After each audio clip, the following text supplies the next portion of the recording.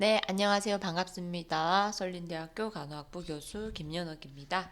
네, 이제 그 지역사회 간호학 원, 네, 마지막 리뷰를 좀 해 드릴 건데요. 어, 처음부터 이제 끝까지 했던 부분에 대해서 좀 중요한 거 위주로 한번 리뷰를 해 드리는 거니까요. 조금 많은 분량일 수도 있습니다만은 그래도 좀 들어주시면 여러분들이 이제 추후에 국가고시를 칠 때라든지 이럴 때 분명한 도움이 될 겁니다. 그래서 놓치지 마시고 리뷰를 좀 들어주시면 좋을 것 같습니다. 한번 요약한다라는 생각으로 들어주시면 좋을 것 같고요. 제가 나누어 드린 강의록에서 조금 중요하다고 생각되는 부분을 요약을 한 부분이니까요. 그 강의록을 다 펴시고 체크를 하면서 그렇게 따라오시면 되겠습니다. 자,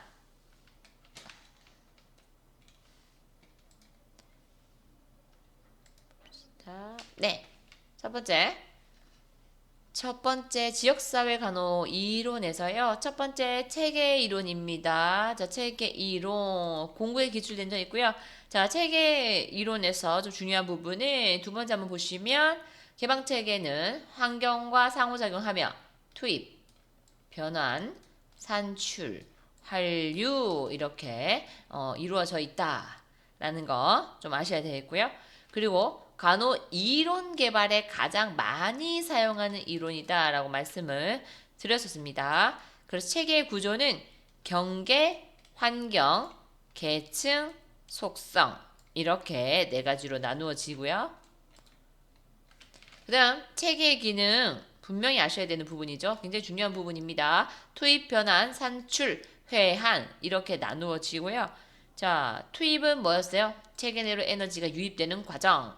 변환은 에너지나 정보 물질을 산출물로 변화시키는 과정. 산출은 체계 내 보유하지 않은 에너지를 배출하는 과정. 회한은 그죠? 기능을 발휘하도록 산출의 일부가 재투입되는 과정입니다. 그래서 이런 투입, 변환, 산출, 회환 이런 것들이 있구나라는 것 정도는 아셔야 되고요. 지역사회 체계는 항상 투입, 변환, 산출, 회환 계속 반복되고 있죠. 투입, 변환, 산출, 회환 과정을 통해서 목표를 달성하게 됩니다. 그래서 구성물들과 자원이 체계 속으로 들어가는 것 이것이 뭐다? 투입. 상호작용을 거침으로써 하는 것이 변환. 그죠? 그 다음에 지역사회 간호표를 만들어냄 이것이 뭐다? 산출. 이러한 지역사회 체계를 이렇게 이루어져 있다라고 보시면 됩니다. 자, 그 다음 체계 유형 한번 보시면 개방 체계랑 폐쇄 체계로 나눠지는구나. 그래서 굉장히 중요한 부분이 이거죠. 지역사회 간호의 적용입니다. 최근까지 기술이 됐었던 부분이고요. 구성물하고 자원에 대해서 꼭 보셔야 되죠. 자, 구성물은 뭐다? 대상자나 주민이구나. 그럼 자원은 뭐다? 간호사는 자원이라고 말씀을 드렸었죠. 그래서 지역사회 간호사는 자원이구나. 라는 것 중요한 부분이죠. 상호작용, 목표, 경계 이런 것들이 있구나라는 것 정도 아시면 되고 밑에 별땡 해서 하는 부분 지역사회 간호의 체계 이론을 적용하는 것은 매우 중요합니다. 그래서 주민은 구성물에 해당하지만 그죠? 간호사는 뭐다? 자원에 해당을 합니다. 그 지역사회 간호사가 가정 방문 등을 통해서 목표인 적정 기능 수준의 향상을 달성하는 것입니다. 그러니까 가정 방문은 뭐다? 그렇죠. 상호작용 안에 포함되는 것이겠죠. 그래서 이런 것 정도는 아시면 좋겠습니다. 자, 그 다음 두 번째 뭐다? 교환 이론입니다. 교환 이론. 교환 이론에서 꼭 보셔야 되는 부분이 뭐예요? 그쵸? 요거죠, 요거. 그죠? 일단 우리가 교환 이론은 뭐였어요? 그죠? 교환한다. 교환한다. 물질적, 비물질적 교환 과정이 있구나. 그 지역사회 간호의 적용을 보시면 교환 이론은 언제 많이 수행한다? 그죠? 수행 시 가장 많이 적용되는 이론이다. 간호 과정 중에서도 뭐? 수행. 수행에서 가장 많이 적용되는 이론이고 수행 단계에서 가장 많이 이루어진다. 수행하면 뭐다? 교환이다. 라는 걸 꼭 아셔야 되겠죠. 그리고 이런 거 예시 정도 아시면 좋겠어요. 예방접종을 주민에게 실시하면서 그에 대한 값을 지불받는 동시에 이것이 뭐다? 물질적 교환이고 예방접종의 주의점이나 필요성에 대한 대화를 나눈다. 이것이 뭐다? 비물질적 교환이다. 그 두 가지 형태의 교환이 뭐다? 바람직하게 이렇게 좀 이루어지는 것이 좋다. 이 두 가지를 어떻게 같이 섞어서 같이 쓰면 좋겠다라는 것을 강조하고 있는 거죠. 자, 그 다음 세 번째. 기획이론입니다. 기획이론.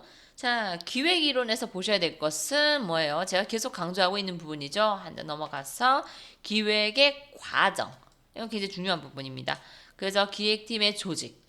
그렇죠? 조직한다. 여기서 뭐가 중요하다? 법정, 합법성, 확보가 꼭 나와줘야 되죠. 맨 첫 번째 해야 될 일이 기획팀을 조직하는 건데 여기서 법정, 합법성을 확보하는 것이 가장 중요하다 하는 부분입니다. 그래서 알아두셔야 되고요.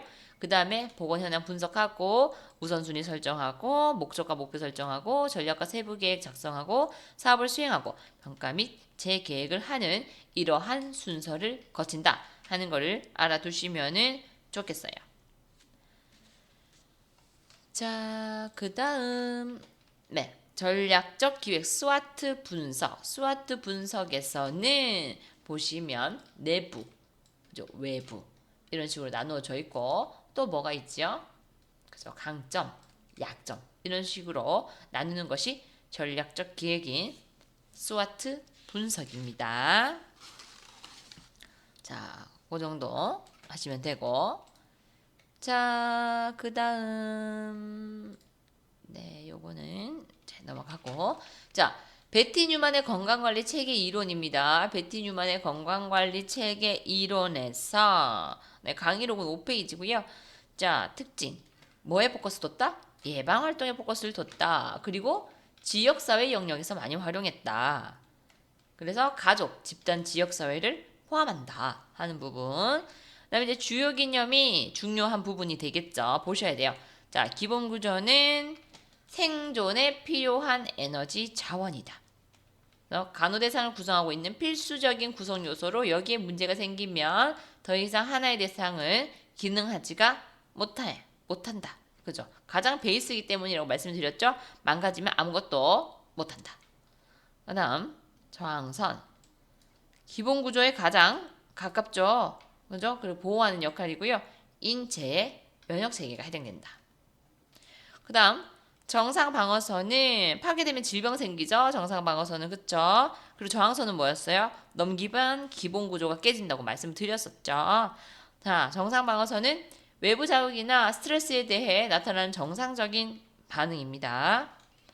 자, 그 다음에 유연 방어선이에요. 유연 방어선. 유연 방어선은 환경과 상호작용해서 수시로 변화하는 역동적인 구조입니다. 그래서 의료체계의 부적절한 보건의료 전달 체계 이런 것들이 유연 방어선 안에 해당이 되는 거고요. 또 뭐가 있어요? 그쵸.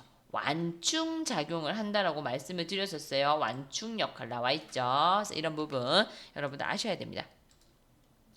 자, 그다음에 넘어가서 지역사회 간호의 적용 부분 보시면 여기서 보지 마시고 여기서 보죠.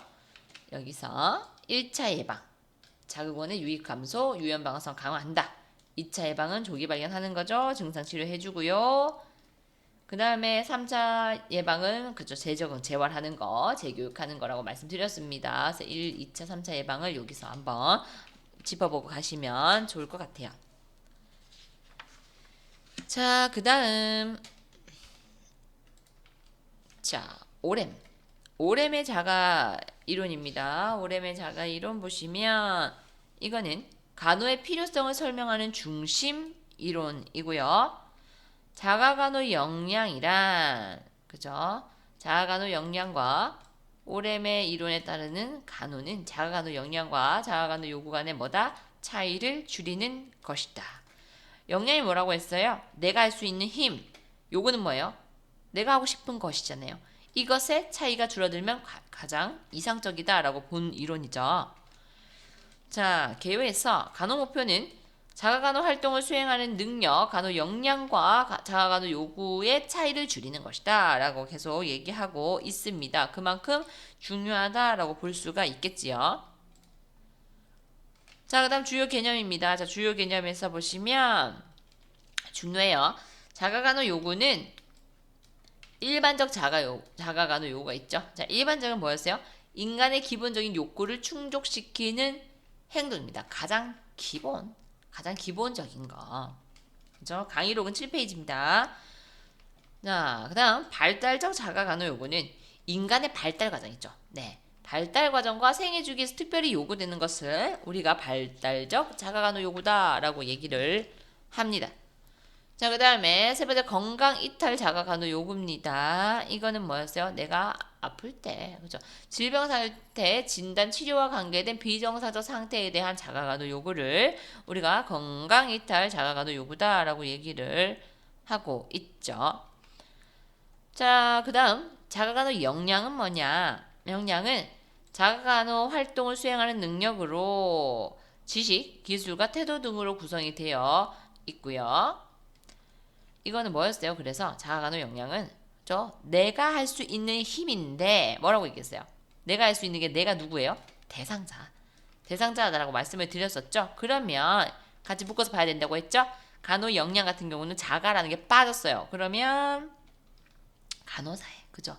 간호사의 복합적인 능력이다라고 보시면 됩니다. 간호사가, 그죠? 하는 거다라고 보시면 되고요. 자, 그 다음에 자가간호 결핍입니다. 자가간호 결핍. 이거는 자가간호 요구가 자가간호 역량보다 높을 때 생기고요. 간호는 자가간호 결핍이 있는 사람에게 제공하게 되어 있습니다. 자, 이렇게 보시면 되고, 자, 그 다음 밑에 간호체계 한번 볼까요? 자, 간호체계에서 전체적 보장체계는 몽땅 다 해준다. 그쵸? 자가간호를 전적으로 간호사가 해준다. 간호사가 해준다. 그래서 어떤 것들이 있는지 한번 보십시오. 뭐 산소를 공급한다든지 영양 공급한다든지. 그래서 우리가 ICU 생각하면 된다고 말씀드렸었고요. 자, 그 다음 부분적 보상체계입니다. 부분적 보상체계는 일반적인 자가간호 요구는 충족시킬 수 있으나 건강 이탈 요구를 충족시키기 위해서는 도움이 필요한 상태입니다. 그래서 수술 받은 지 얼마 되지 않은 그런 환자들, 이런 사람들한테 해줄 수 있는 거예요. 수술 환자 떠올리시면 되겠고요. 그 다음 교육적 보상 체계는 환자가 자가간호를 수행할 수 있으나 의사결정이나 행위조정, 지식이나 기술을 획득하는데 간호사의 도움이 필요한 경우, 그렇죠? 그래서 보면은 지도 교육이나 격려 이런 것들을 교육적 보상 체계다라고 얘기를 하고 있습니다. 이건 강의록 8페이지였어요. 자, 그 다음에 넘어갈게요. 자, 넘어가고요. 자, 그 다음 이것도 넘어가고요. 네, 로이의 적응 이론 보도록 하겠습니다. 자, 로이의 적응 이론. 자, 넘어가서 자, 개요 보겠습니다. 자, 개요에서 이거는 강의로 9페이지고요. 자, 개요에서 간호의 목표는 인간이 통합된 총체적 상태인 적응의 상태를 유지하는 것을 우리가 간호의 목표다라고 얘기를 하고 있습니다. 그리고 적응 이론의 주요 개념은요. 어떤 게 있느냐? 이거 보셔야겠죠? 간호 목표는 인간이 통합된 총체적 상태인 적응의 상태를 유지하는 것을 우리가 적응 이론의 목표다라고 얘기를 하고 있죠. 자, 그 다음 주요 개념 한번 보겠습니다. 주요 개념은 다 중요해요. 자, 여기서 우리 자극에서요. 세 가지로 나눠볼 수가 있는데요. 자, 초점 자극은 뭐예요? 즉각적이고 자극적이고 이런 거라고 말씀드렸었죠. 즉각적이고 직접적인 사건이나 상황 변화입니다. 그래서 국가고시라든지 임신 이런 것들 충격적인 사건 이것을 초점 자극이라고 얘기를 하고요. 관련 자극과 연관 자극은요. 현재 상태에 영향을 미치는 초점 자극 외에 그렇죠, 모든 자극이에요. 그래서 지금 현재 초점 자극과 관련돼서 나타나는 우리 약간 신체적이거나 이런 심리적인 이런 것들을 우리가 관련 자극이라고 말할 수 있고요. 그래서 피곤하거나 소화불량, 우울 뭐 이런 것들.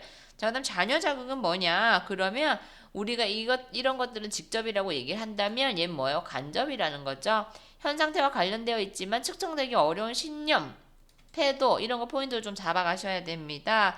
신념, 태도 등 인간 행동에 간접적으로 영향을 줄 수 있는 요인을 우리가 잔여 자극이라고 얘기를 하고요. 성격이나 습관 이런 것들을 말할 수가 있겠습니다. 자, 그 다음 쭉 이제 대처 기전 가고 적응 양상 이렇게 간다. 이 정도 아시겠죠? 자극에서 대처 기전 가고 적응 양상으로 가고 그다음 반응으로 간다. 이 순서는 조금 아시면 좋을 것 같고요. 자, 그러면 반응은 어떻게 나눠지냐? 적응 반응하고 비효율적 반응으로 나타나요. 그래서 이게 반응이 뭐였어요? 결과잖아요. 결과였죠? 그래서 적응했다. 비효율적 반응은 적응을 못했다 이거거든요. 그래서 적응 반응에서는 인간의 통합을 증진시킬 수 있는 긍정적인 반응을 우리가 적응 반응이다 라고 얘기를 합니다. 그래서 우리가 적응 이론에서는 이쪽으로 이쪽으로 갈 수 있게끔 그렇게 해줘야 된다는 거죠. 자, 다음 넘어가고요. 이제 기획으로 넘어갈까요? 이론은 여기까지. 자, 그 다음 조금 많더라도 보십시오. 보시는 게 여러분들한테 도움이 분명히 됩니다. 자, 기획은 어떤 거다라고 아마 보셨을 거고요. 자, 이것도 좀 넘어가 보고.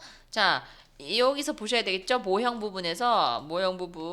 자, 매치는 뭐냐? 질병이나 사고에 대한 위험 요인과 예방 방법이 알려져 있고 우선순위가 정해져 있을 때 적합한 방법이다. 그래서 매치는 순서가 이렇다는 거죠. 이 순서를 좀 아셔야 돼요. 목적 설정하고 중대 계획하고 지역사회 보건사업 개발하고 실행하고 평가하고 이런 순서를 거쳐야 된다는 거고요. 자, 그 다음에는 패치요, 패치. 패치는요, 자, CDC, 이게 CDC라고 했죠? CDC에서 개발한 지역사회 보건사업의 기획 지침으로 건강증진 및 질병 예방 프로그램 계획 및 수행에 사용합니다. 자, 패치 단계. 지역사회 조직화하고 자료 수집 및 분석을 하고 우선순위 선정하고 포괄적인 중재안을 개발하고 평가하고 이러한 순서를 거친다는 거 아시면 될 것 같고요. 그 다음에 맵이에요, 맵. 자, 맵은요. 단계가 또 쭉 나와 있잖아요. 단계도 보셔야 하고요. 자, 맵에서 줄쳐놓은 거 일단은 요거 하나 볼게요. 건강증진 하면 맵 나와줘야 되고요.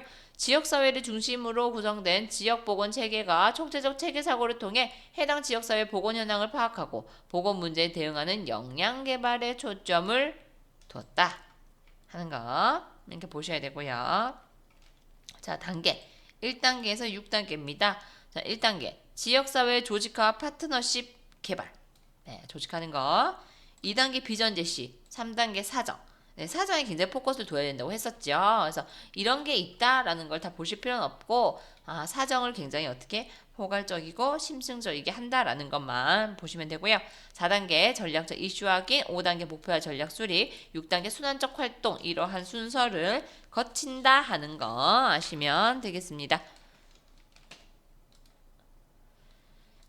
자, 그 다음 쭉쭉 넘어가고요. 자, 여러분 강의록 15페이지입니다. 15페이지에서 보건사업의 기획과정 한번 보셔야 되겠죠? 자, 첫 번째는 전제조건의 사정입니다. 전제조건의 사정에서 보셔야 되는 거는 뭐 법적 뒷받침, 합법성을 확보한다는 거. 그 다음에 두 번째는 보건 현황을 분석하고 그 다음에 우선순위 설정하고 계획을 작성하고 사업을 수행한다 하는 이런 순서를 거치게 됩니다.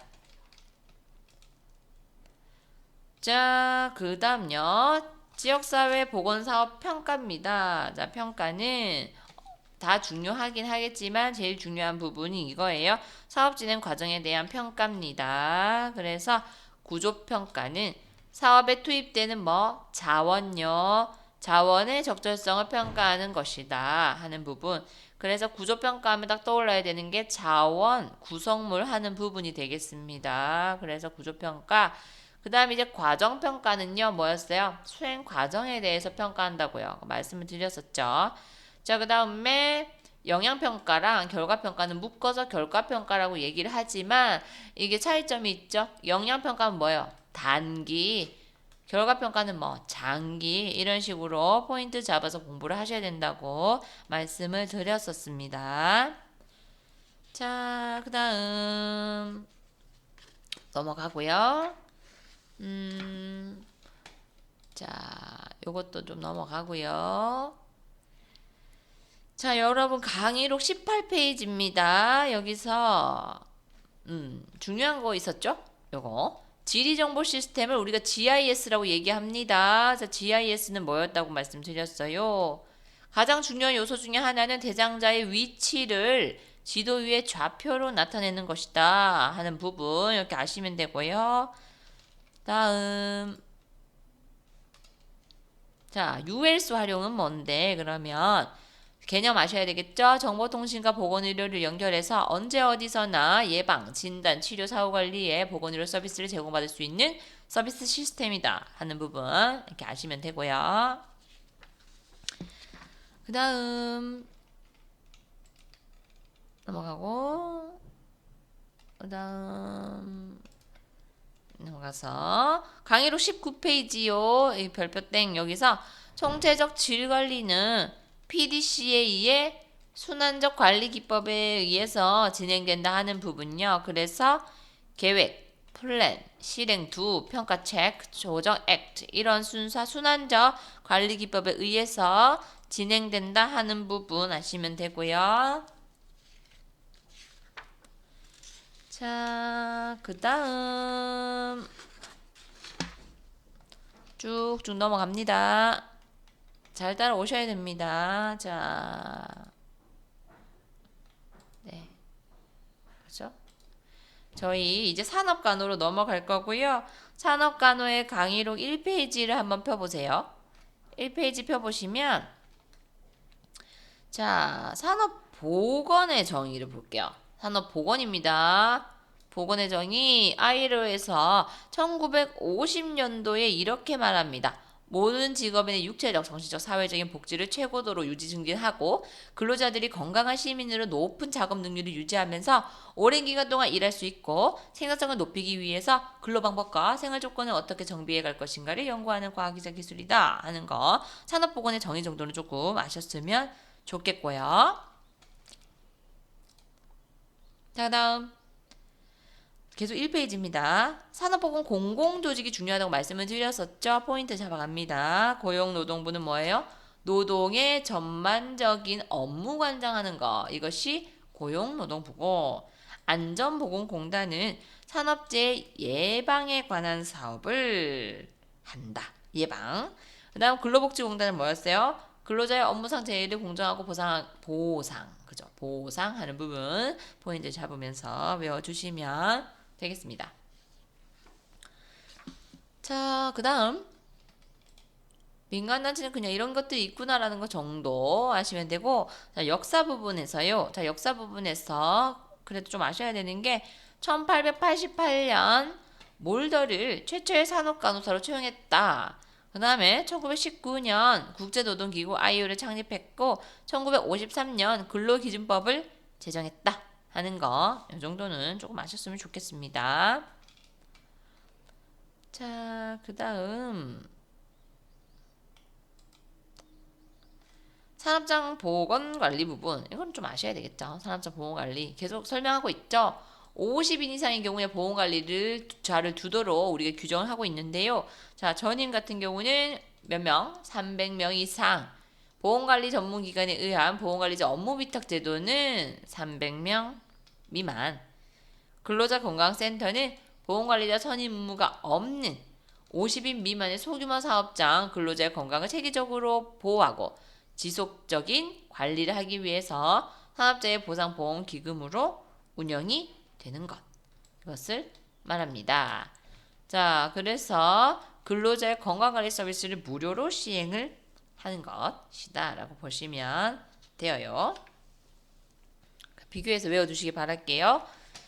자, 그 다음 넘어가서 보건관리자 직무 볼게요. 보건관리자 직무에서 여기 또 써놨죠. 제가 물질안전보건 자료를 게시 또는 비치에 대한 행정적 책임을 갖는 사람은 사업주예요. 보건관리자가 아니란 소리입니다.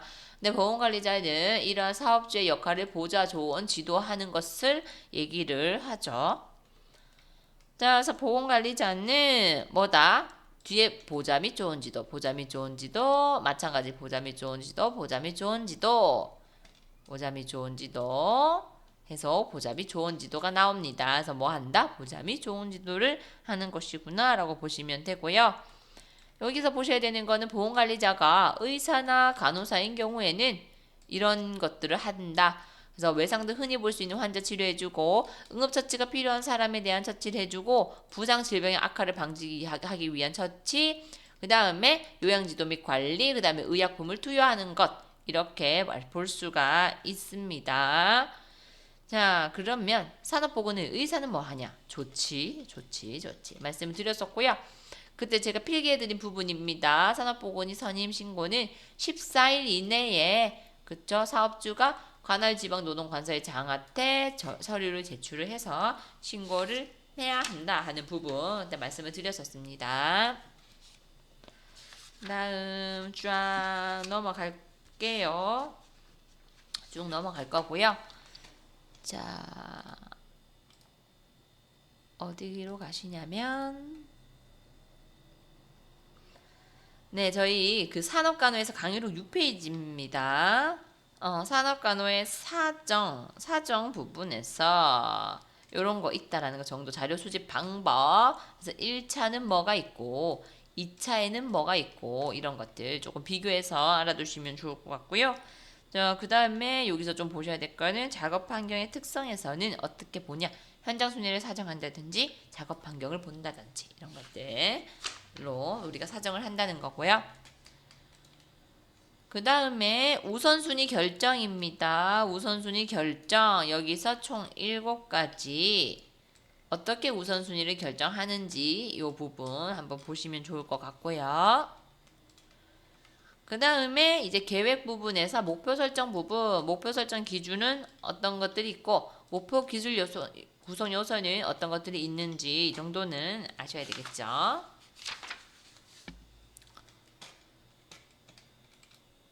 잘 따라오고 계시지요? 자, 그 다음 산업간호 평가 부분입니다. 자, 평가 기준은 총 5개가 있고요. 자, 사업 진행 정도에서는 계획대로 이루어져 있는지 확인. 투입된 노력 투입 자원은요. 예산이나 시간이나 인원수 이런 것들이 있다. 목표 달성 정도 사업 성취도는요. 목표를 어느 정도 달성했는지 확인. 사업의 효율성은 투입된 노력과 목표 달성 정도의 비. 이걸 얘기를 하고요. 그 다음에 사업의 적합성은요. 기업주의 요구에 얼마나 충족되었는지 보는 것이 사업의 적합성이 되겠습니다. 자, 이거는 넘어가고 자, 여러분들 계속 강의록 8페이지입니다. 8페이지에서 근로자 건강관리입니다. 근로자 건강관리에서 정의 볼게요. 의학적 치료를 필요로 하기 이전 또는 효과적인 치료가 가능한 시기에 건강장애나 질병을 효과적으로 발견한 목적으로 실시하는 의학적 선별검사입니다. 의학적 선별검사고요. 근로자의 건강진단 구분은 아주 중요한 부분이죠. 자, 일반 건강진단은 뭐냐? 상시 근로자 5인 이상 업체 사업주의 비용 부담으로 고용된 모든 근로자에 대해서 일정한 주기로 실시하는 건강 진단이고요. 사무직에 종사하는 근로자에 대해서는 2년에 1회 이상, 기타 근로자에 대해서는 1년에 1회 이상 이렇게 한다. 그래서 목적은 질병을 조기에 차단해서 적절한 사후관리 또는 치료를 신속히 받도록 함으로써 질병으로부터 근로자의 건강을 유지, 보호하기 위해서 하는 것이다 라고 보시면 되겠고요. 그 다음 두 번째 배치 전 건강진단입니다. 특수파트예요. 특수건강진단 대상 업무에 종사할 할입니다. 할 근로자라는 거예요. 그래서 특수건강진단 대상 업무 또는 법정 유예 인자 노출 부서의 근로자를 신규로 배치하거나 배치 전환 시에 사업주의 비용 부담으로 실시하는 것입니다. 그래서 목적 보시면 부서 업무의 배치 적합성을 평가하려고 하는 것이고 신규 배치 6개월 내에 특수건강진단, 수시건강진단을 받은 경우는 대신 할 수가 있습니다. 자, 그 다음에 세 번째 특수건강진단입니다. 직업병 발견하는 거고요. 특수건강진단 대상 업무, 유해인자에 노출되는 업무에 종사하는입니다. 하는 근로자입니다. 그러니까 이미 종사하고 있는 이죠. 유해인자에 대한 건강진단이 필요하다는 의사소견이 있는 근로자를 얘기를 하고요. 사업주의 비용 부담으로 실시하고 1년에 1회 또는 6개월에 1회 이상 하는 것이다. 그리고 직업성 질환을 조기에 찾아내는 거다. 이렇게 보시면 되고요. 자, 다음 채용시 건강진단입니다. 채용시 신규 채용할 때 한다. 그리고 배치하고자 하는 부서에 대해서 의학적 적성 평가의 목적이 있습니다. 그러니까 응시자 본인이 비용을 부담하게끔 그렇게 되어 있고요. 자, 5번째 수시건강진단입니다. 수시건강진단, 수시라는 거죠. 특수건강진단 대상 업무로 인해서 해당 유해인자에 대해서 직업성 천식, 직업성 피부염, 기타 건강장애를 의심하는 증상을 보이거나 의학적 소견이 있는 근로자, 네, 어떤 증상이 있어서 수시로 하겠다는 거예요. 의심 있고 증상 있고 의학적 소견이 있는 근로자한테 수시로 건강진단 한다. 자, 그래서 보시면 특수 건강진단의 실시 여부와 관계없이 필요할 때마다 실시하는 거고요. 수시 건강진단을 실시하는 경우는 증상이나 소견을 보이는 근로자가 요청하는 경우입니다. 그리고 근로자 대표 또는 이런 사람들이 진단을 요청하는 경우에 하는 것이다. 질병 확인하기 위해서 하는 거죠. 질병 확인. 자, 그 다음 임시건강진단입니다. 수시하고 반대 개념이라고 보시면 되고요. 유해인자에 의한 중독, 질병의 이완 여부 또는 질병의 발생 원인 등을 확인하기 위해서 사업주가 비용을 부담해서 실시하는 건강진단이고요. 질병은 나왔고, 그죠? 원인을 확인하기 위해서 하는 것입니다. 원인. 자, 목적은요. 직업성 질환의 발생으로부터 해당 근로자 본인 또는 동료 근로자의 건강보호 조치를 긴급히 강구하는 것입니다. 자, 동일한 유해인자에 노출되는 근로자에게 유사한 질병입니다. 질병의 자각 및 타각 증상이 발생하는 경우에 임시건강진단을 한다라고 보시면 됩니다. 자, 그 다음 건강진단 결과 관리 한번 볼게요. 건강진단 기간은 30일입니다. 30일 이내에 개별 근로자 및 사업주에게 통보를 해야 하고요. 2차 건강진단은 질환 의심자 R로 판정 시에 질환 의심 판정으로 통보받은 날로부터 10일 이내에 실시해서 최종 진단을 받습니다. 자, 그 다음 자, 건강관리 구분 판정. 우리 이거 그림 보셔야 되겠죠? 그림 중요합니다. A, C1, C2, D1, D2, R. 그리고 U까지. 어떤 걸 의미하는지 보셔야 되겠죠? A, 건강한 사람. C1. 그죠? C1은 뭐예요? 직업병 요관찰자고, C2는 일반 질병 요관찰자죠. 질병 가능성이 있는, 그래서 관찰이 필요한 사람을 C고, D는 뭐예요? 이미 질병이 나왔고, 그죠? 직업병 유소견자, 일반 질병 유소견자가 되죠. 그 다음에 R은 2차 건강진단 대상자고요. U는 건강관리 구분 판정을 할 수 없는 근로자를 우리가 U라고 얘기를 합니다. 이제 조금씩 기억이 나시죠? 한 번 더 리뷰를 하니까 아마 조금씩 기억이 나실 겁니다. 자, 다음 넘어가고요. 자, 요거 볼게요. 건강진단 결과 보존. 자, 사업주는 건강진단 결과에 관한 서류를 5년간 보존을 해야 하고요. 발암성 확인 물질을 취급하는 근로자의 건강진단 실시 결과와 입력 자료는 몇 년? 네, 30년간 보존을 해야 합니다. 자, 그 다음 여러분 강의록 13페이지고요. VDT 증후군 볼게요. VDT 증후군 여기서 보셔야 될 거. 우리 VDT 증후군은 좀 다 보셔야 돼요. 쭉 한번 쭉 다 훑어봐 주시고요. 전체적으로 이런 거구나 하는 걸 쭉 보셔야 됩니다. 보셔야 되고 이제 꼭 포인트 잡아 주셔야 되는 건 특수검진 필요로 하지 않는 문제입니다. 이런 부분 굉장히 포인트 잡고 좀 가셔야 되죠. VDT 증후군은 꼭 다 보세요. 그 다음 소음 및 진동 부분에서도 제가 강조했던 부분들 있죠. 이런 거 그죠? 빨간 거 있는 거 소음의 사정 어떻게 하고 자업자 관리는 어떻게 하고 이런 부분 위주로 좀 봐주시고요. 그 다음에 이제 진동 부분 소음 나오면 진동 나와야 되죠. 자, 진동 부분에서 중요한 게 뭐였어요? 레이노드 현상, 레이노드 증후군, 그죠? 여기에 관련된 거, 이런 것들 조금 알아두셔야 되겠죠. 장갑 잘 껴줘라, 뭐 이런 것들 알아두시면 좋겠고요. 다음 방사선 건너뛰고, 자, 이상 온도 아주 중요해요. 제가 계속 포인트 잡아 드렸던 부분이거든요. 이상 온도 부분. 열 경련은 수분과 염분 소실. 그러니까 수분과 염분을 보충하고, 열 피로와 열 소모는 똑같은 말인데 순환 부전이 있습니다. 그렇기 때문에 더운 커피나 강심제를 사용할 수가 있고 순환기 계통 이상 유무를 계속 관찰해 줘야 한다는 거죠. 그리고 제가 체온이 어떤지도 하나 말씀드렸었죠. 체온이 열 경련은 정상 또는 약간 상승이고 열 피로 같은 경우는 체온은 정상범위라고 말씀을 드렸고요. 자, 그다음 열사병은 체온이 현저히 상승한다고 했죠. 41에서 43도씨까지 올라갈 수 있는 부분이고요.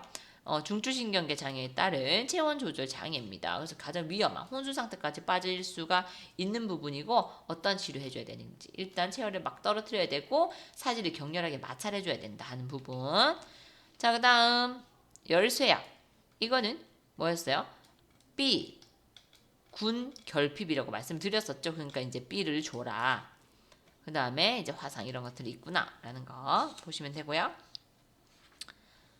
자, 이상 온도 부분도 이렇게 한번 보시기 바랍니다. 저온에서 동상 이런 것들이 있구나.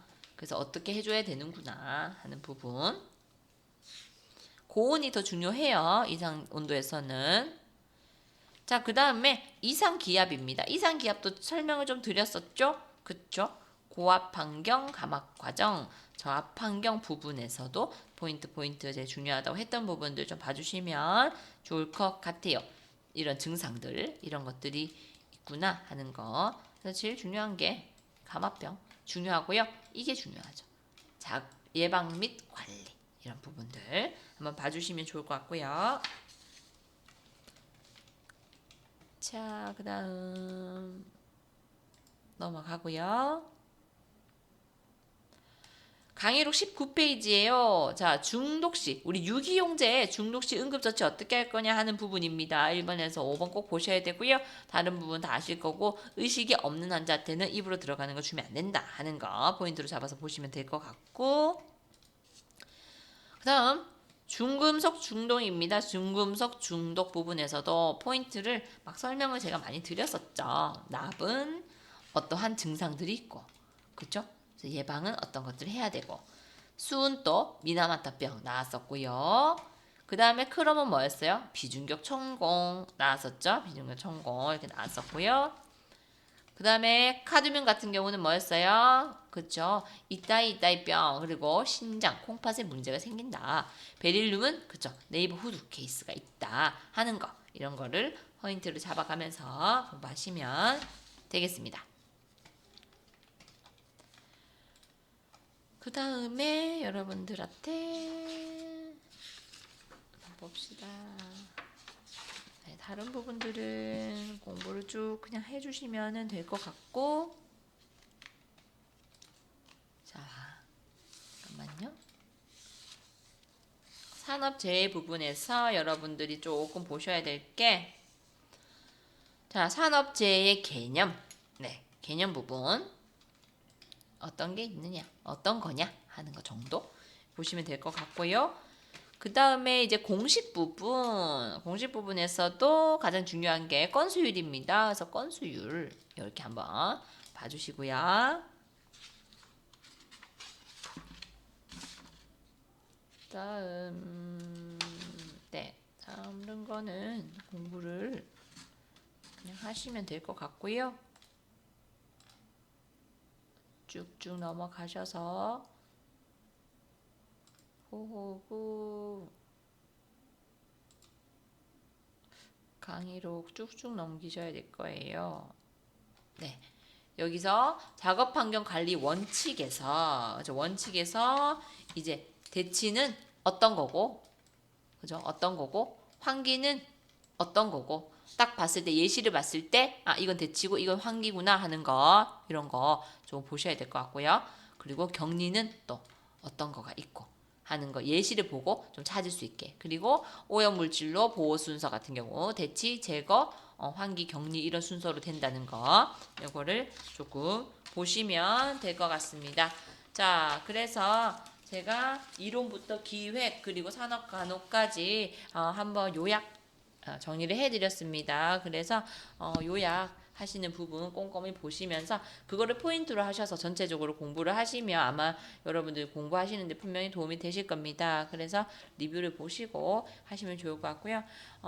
이제 한 학기 동안 지역사회 간호학 수업 들으시냐고 너무너무 고생 많이 하셨고요.